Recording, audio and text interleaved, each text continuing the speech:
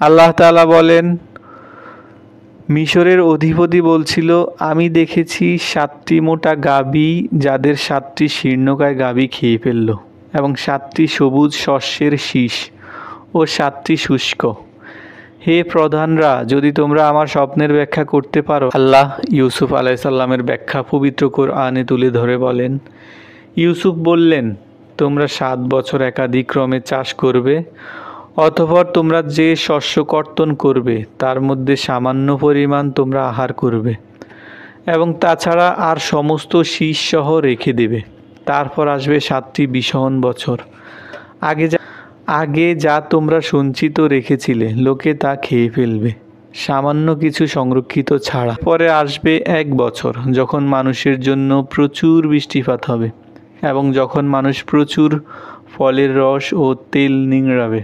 সূরা ইউসুফ আয়াত 47 থেকে 48।